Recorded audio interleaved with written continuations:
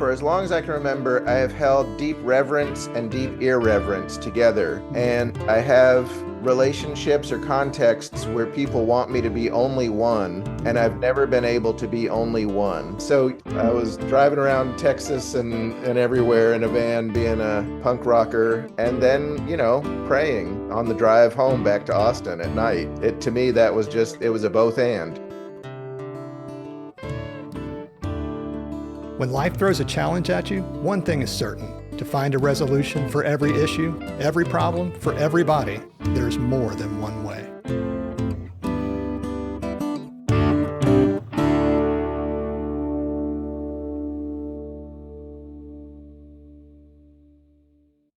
We always love it when we have a guest on More Than One Way, and today I'm excited to introduce you to our guest, Jake Morrill. Jake is a leadership coach, a teacher, a therapist, a pastor, a chaplain. He's a big idea thinker with a heart for serving others and supporting organizations. Jake's education and training include degrees from Harvard Divinity School, the Iowa Writers Workshop, and licensure as a marriage and family therapist in the state of Tennessee. He takes great joy in guiding others to serve with conviction, composure, and courage. And we think you'll hear all of that in our conversations today with Jake, and a few surprises as well. We're so glad that we could spend the time together, and we hope you find our conversation to be a delightful blend of comfort and curiosity. Let's jump in. As we've discussed in previous episodes, we've been talking about stories of the Spirit and just those moments and interactions and encounters that we have that we just feel that real tangible presence with us, and kind of what those experiences can lead to upon reflection and time and conversation that can lead to a real shift in our life. And so this summer we're looking at sharing more of those together, and we really appreciate it for anybody that's willing to be vulnerable enough to share those stories. We've had some people do that in the past, and we've got a guest with us here today that we're very excited to have share his own experience around just those encounters and those situations where it's a personal experience with the sacred that really gives you a connection to really look at life in a fresh way. And so, Jake, we're glad that you're with us today, and thank you for joining us. And Shay, thank you for being with us today. Happy to sit in. Yeah. And so, Jake, we've been talking a little bit kind of off mic and camera as we've been getting ready for this about some of the experiences that you've had. And I'd love to hear, as you're comfortable to share, about that, kind of your encounter with that, your desire for that, what your experience has been in those situations where the Spirit you feel has been present. Yeah, thanks. When I was 12 or 13 years old, I quite unexpectedly began this prayer life, this relationship with God that did not make sense to a lot of the adults around me, and but was true to me. And I've understood that early teenage time as something like what Martin Luther King called the cosmic companion. For me, God was just safe, pretty distant, reassuring, um, and really a source of peace. Because I was a little bit wild when I was a teenager, but I never let go of that, and God never let go of me. I mean, it was which was just, as I say, I didn't ask for it. It just settled on me. Oh, wow. In my 20s, I was with the Quakers for a while. I spent a year in South Africa working out in the townships where there were a lot of carjackings and gang activity, and people told me I shouldn't go there, especially not after night. And for me, I was going to a Methodist church then. Sunday mornings, going to this little Methodist church, which was like half older British people and half younger Xhosa people, Africans, and taking communion, which I don't think is actually what most Methodists do, but every Sunday they would have communion. And for me, that anchored me. That helped me be able to go out and be out, sort of not my will by that but thine kind of I'm here. When I got I'm just kind of doing the fast forward through the my spiritual life before getting to this Sure. experience I had last winter. I decided to get baptized. Spent 6 months studying with this pastor who is also a scholar of like the Orthodox tradition, and just really seriously every Wednesday going out. This was in Boston, taking the Green Line train out to his house, and his wife would make me tea, and I'd sit in his study with piles of books and, you know, talk about this commitment that I wanted to make. And on the night of my baptism, which was uh, uh, Saturday before Easter, um, he was this pastor. His kid who was going to play piano didn't show up, so he had a boombox, and he was fast forwarding and rewinding to try to find the music, and then he Cassettes, lost yes. where he was supposed to be in the service, and then and I knelt down. It was, all my friends had showed up because they were, excited for me, and then nothing went right. And I knelt down in front of him, and he just about felt like he splashed about half a gallon of water, just like in my face. And the phrase, "It's just us chickens," came to me at my moment of baptism. Wow. And for me, that was a statement of incarnation. That wasn't, "It's just us chickens, there is no God." That was, what is of God is here among us. Here, whereas when I was 12 and 13, God had been so far away and distant and cosmic, my baptism really brought God home. Like, okay, game on, we're here, we're in life.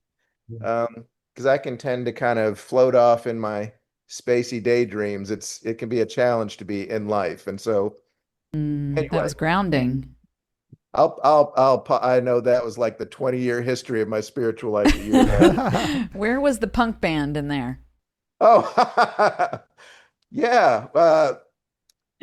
So I went to Bearden High School. I do not remember this, but years later, when I went back and looked, my senior annual, people are making jokes about the punk rock rev all throughout my senior year annual. So I was in a punk band all through high school, and then I dropped out of college um, after I was a sophomore. We all moved to Austin and drove around in a Ford Econoline van, trying to be famous for a couple of years. And so, for as long as I can remember, I have held deep reverence and deep irreverence together.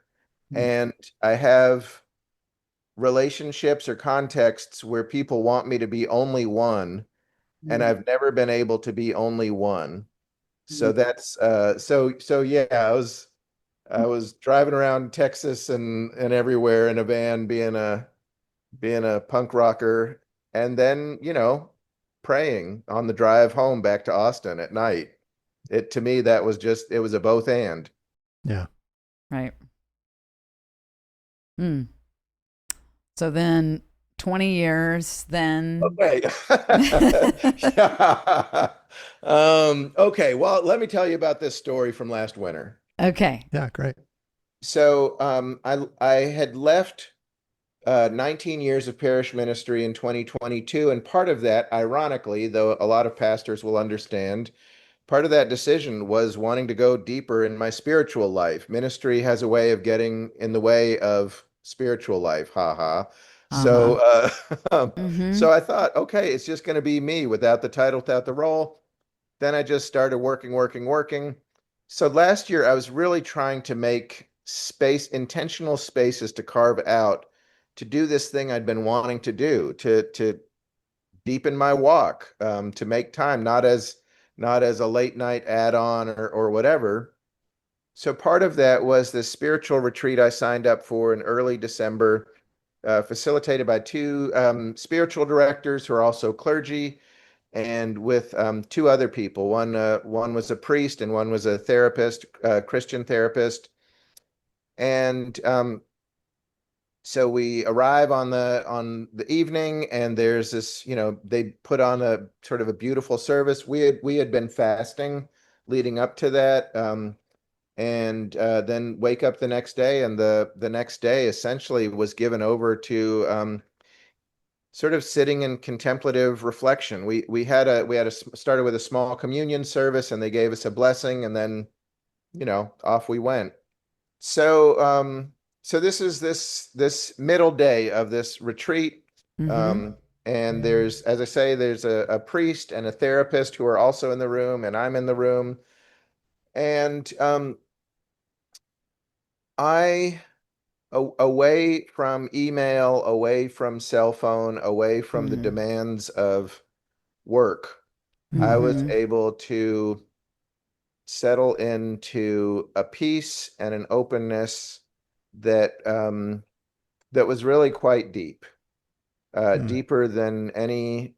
I've been on spiritual retreats throughout my adult life here and there, and this was different. Um, I I don't know if I would call them visions or understandings, or if there is a word for it. I mean, this is where it does get to be that kind of beyond reason. But I had experiences that day in contemplation that that I understand as sort of having three parts. And the first was to understand. I had this vision or this understanding of life as this exquisite undulating fabric, um, that I was not separate from, I was not a spectator of, but was part of. And it was green, and it was stitched in gold, and it was one of the most beautiful things I've ever seen. I mean, I'm actually tearing up remembering it. Mm-hmm. And I was interested in seeing, well, is there an end to this? Is there does this run out somewhere?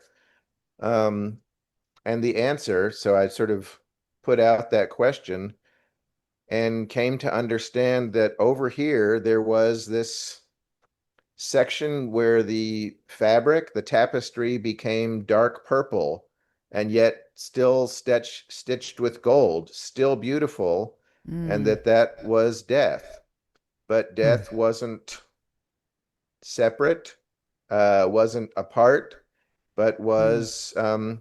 was part of this fabric. It was just another part of it, Mm-hmm. and was not scary or desolate, but was all held. Hmm. And since then, I'll say I have gone back to Julian of Norwich and Mechthild of Magdeburg and all these medieval mystics that I was talking about. And I feel like for a day I was able to tap into that kind of, I was able to tune my radio somehow to what Yeah. it sounds like they were experiencing. Mm-hmm. Um, it was profoundly comforting. It was inspiring to understand the beauty and breadth and unity of life. And it was profoundly comforting to understand myself as part of that fabric. Mm. Hmm. The second part of the experience was understanding myself in a different way, and to this is harder to explain. Well, I guess all these things are harder to explain because they're kind of beyond words, but Mm-hmm. We've talked about that. I understood myself, I understood my life, and it's funny that well, anyway, trying to find words here. I understood my life as a mountain range, and that the life that Molly, my wife, and I were building and had built was a mountain range. So the mountain range was both me, Jake, and also us, our family and household, and that life was growing from it, that there were sprouts of trees and plants. And on reflection later, I've thought, well, maybe that's people we've served or touched, maybe that's our kids, but somehow, and again, just very beautiful and reassuring that, hey, we're we're not just receiving life, but this life that we've created is also nurturing life. And um, in that experience or understanding of our lives as a mountain was also this this understanding that I had not yet fully um, received Christ's invitation to sit in the throne of my own true nature. And that's the phrase that I understood it by. After that day, I've tried to look up, is that anywhere in Christian literature? I do not I do not find that phrase, sitting on the throne of your own true nature. Mm. And it wasn't that I was royalty. I mean, that's because I've thought about it. Was this an Mm-hmm. ego trip? Uh, Right. that I thought, well, you know, but it was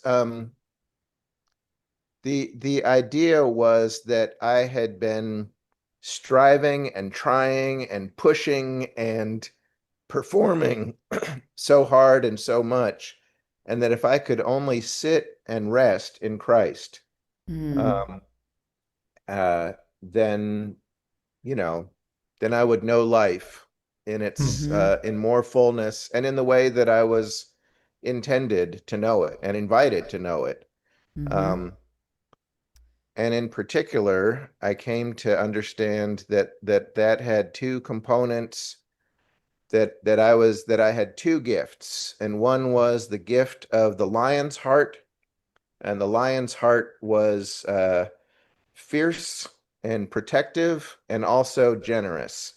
Hmm. Mm. Um, and the second gift was that I had the gift of eagle's sight. And eagle's sight was the gift of creativity and farsightedness, to be able to see the big picture. Mm. And on reflection later, I actually think that those are two gifts that I've had. Hmm. Um, and also I kind of had this understanding that the Eagles sight part is where people will think I'm crazy, but that's and people sometimes do think I'm a little crazy. Uh, but that the lion's heart, like if they can trust that I also have the lion's heart, Uh-huh. it's okay that Okay. I'm a little crazy. And Sure. that Yeah. was so reassuring, like, oh Uh-huh. phew, I get to be my own crazy self and and not be scary or out there for people. Yeah. Uh-huh. Wow. Well, it sounds like the dichotomy you were talking about of punk Rev. Yeah. Mm-hmm. Similar. So, That's really insightful. Yeah, it's these opposites or polarities that I've tried to extinguish both of them at different points. Like to kind of I've tried to pick a lane. uh-huh. But what I'm hearing you say is the awareness you experienced was sitting with both of them Yes. was your gift to yourself, or could be a gift to yourself. Yeah. And to just trust in those Hmm. to make life simple. Because I can, Mm. as you know, Shay, I can get 5 dozen things going, 5 dozen projects, 5 different things rushing in every direction. And Uh-huh. this was just this sort of sit, Mm. sit down, Jake, and trust. Mm-hmm. You have these two gifts. Mm-hmm.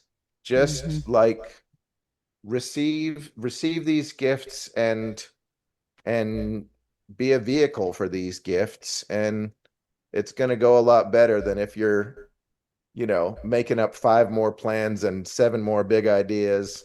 Yeah. Um, In two yeah, very different directions. yeah. Well, that may be the challenge. I mean, how to have one life with these very different Hmm. Mm-hmm. gifts, but maybe that's true for all of us, that as whatever our chemistry is usually has some different things mixed in. Mm-hmm. Hmm.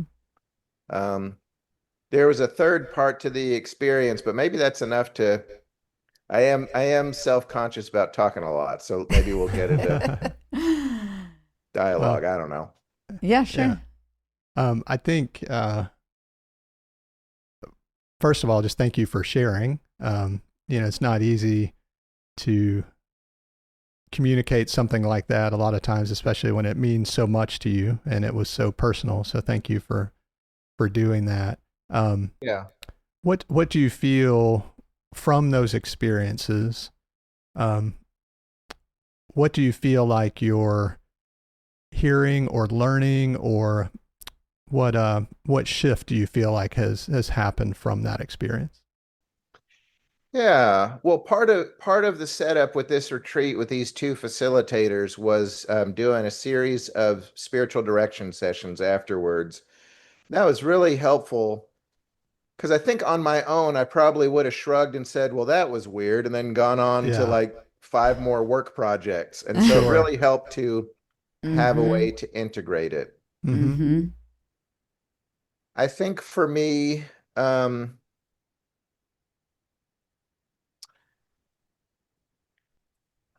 I think trying less hard, ironically, and Mm-hmm. trusting harder, trusting more, Mm. trying less, Yeah. is a big lesson out of that. And I don't know. It's this is going to sound dismal, but it doesn't feel dismal to me. This year I've been going back to Ecclesiastes a lot. That's Ecclesiastes has been my companion in 2025. And I think that Ecclesiastes is seen as kind of this sort of dead end, grim, there's nothing new under the sun, nothing's going to change, sort of in a why bother thing. But later on in Ecclesiastes, the old preacher, the speaker in Ecclesiastes, talks about, in the afternoon that we're given, take joy. Yes, there will be work. Yes, there will be, pain, and take joy. And I think I've had this. I think the dismal part is that I think I've been less optimistic and more hopeful Hmm. coming out of Hmm. that experience. By which I mean, I think I have been kind of a sunshiny person in my life, or think positive, stay positive.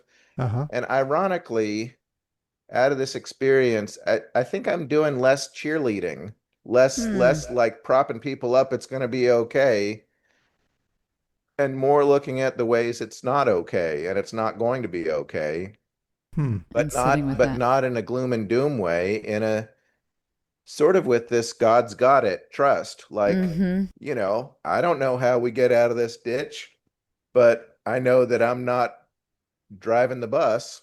Mm-hmm. Hmm. I really liked what you just said, Jake. The difference between being optimistic and hopeful. Like those are hope is putting your trust in something, yeah, in something outside of yourself. Mm-hmm. Optimism feels like, Or self-generated almost in a yes, way. that's a good way to put it. Yeah, so that is that's interesting. Thanks for sharing. Yeah, we've talked about Tom's talked about a lot of how life isn't always rosy, and getting to a peaceful place with those less rosy times. Um, and sometimes you have to sit with it. And what does that look like? And so that's what it makes me think of when you're saying that.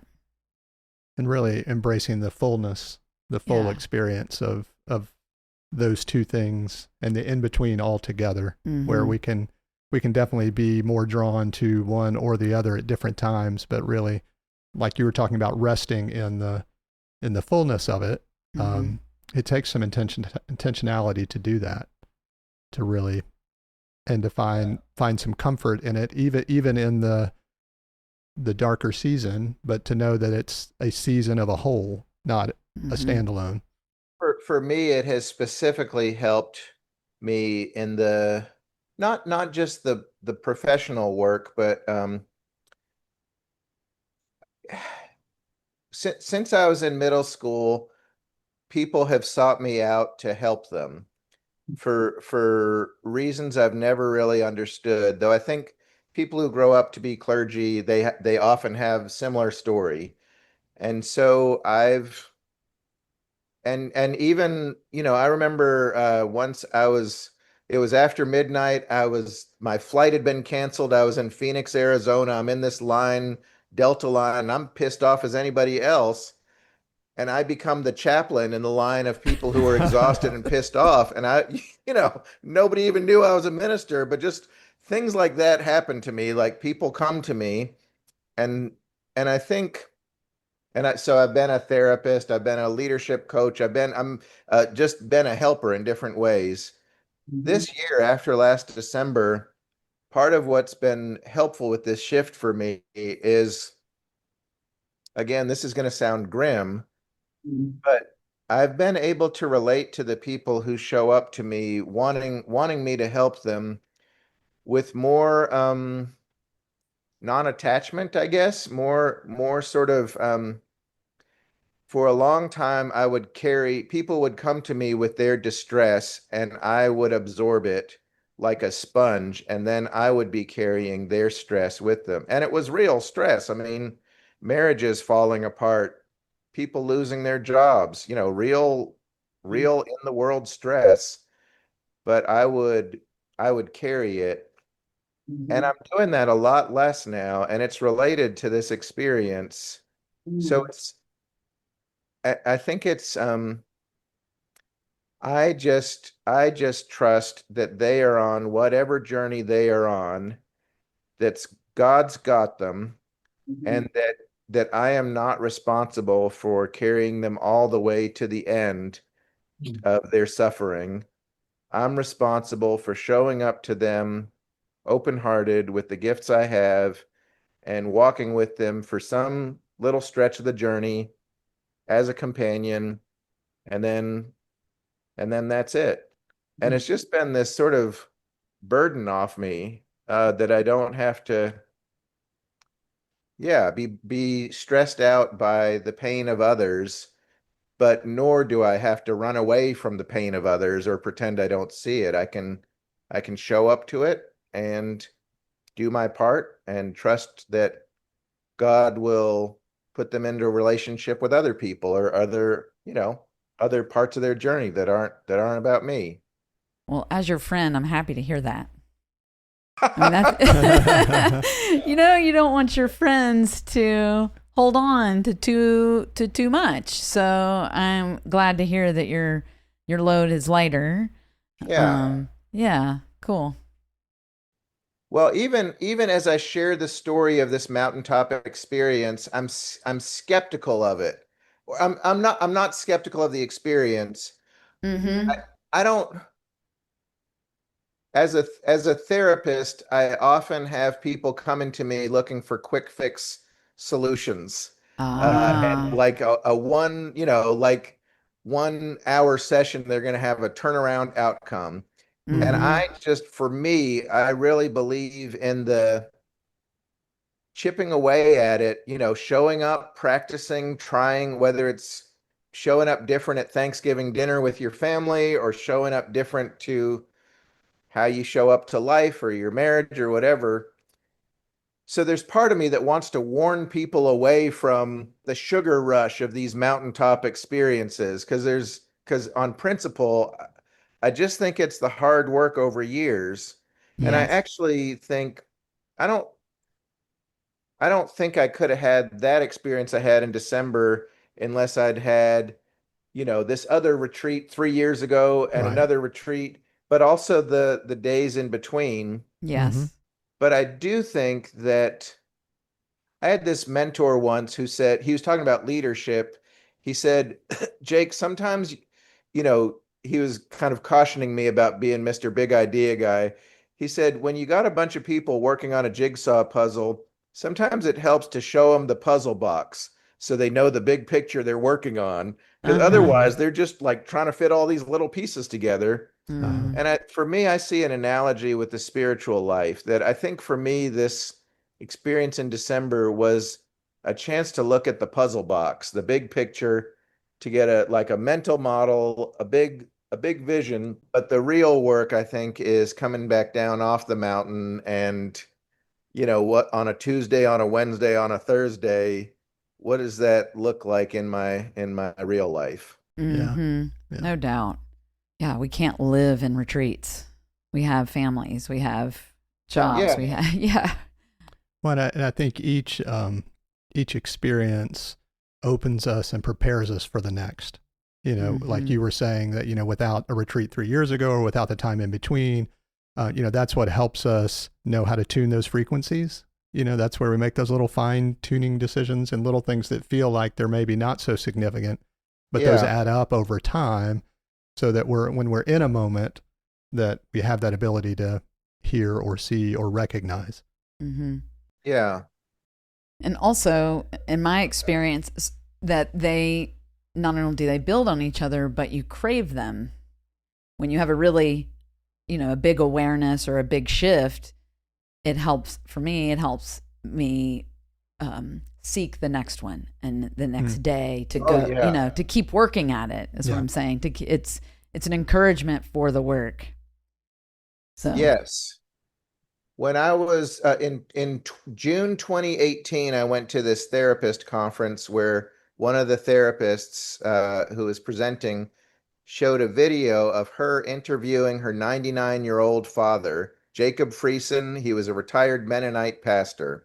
He was months from his own death, and she was talking with him about his death.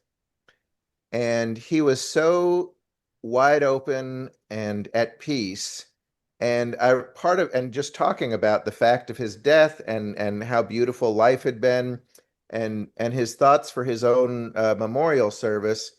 And one piece of that, he said, now be sure to ask, it was a great niece, be sure to ask this great niece to bring her corn muffins to the memorial reception because she's really proud of those corn muffins.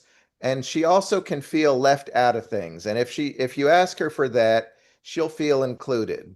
mm-hmm. And the majesty of his presence, this quiet, humble man in Kansas, retired pastor, had known a lot of tragedy in his life.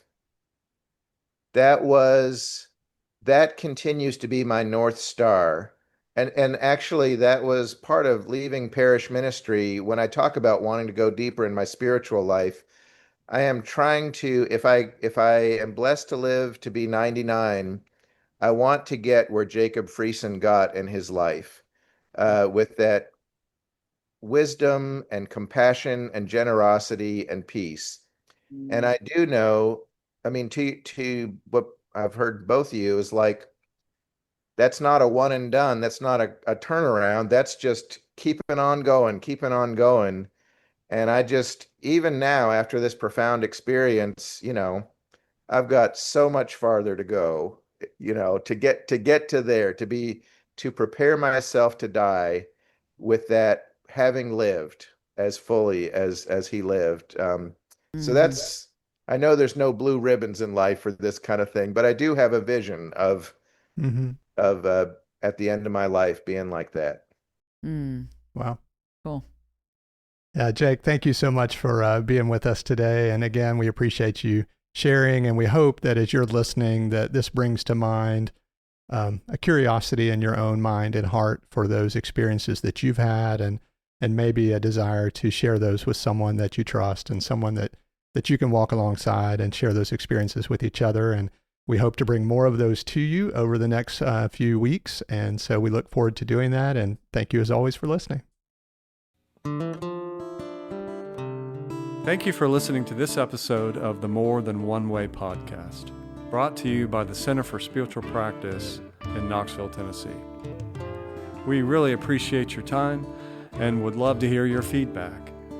You can reach us by emailing hello@morethanonewaypod.com, or you can connect with us on social media using the handle @morethanonewaypod. If you found this episode helpful, we hope that you'll share it with your friends, with your family, with people you work with all the people who you know. Thank you and take care.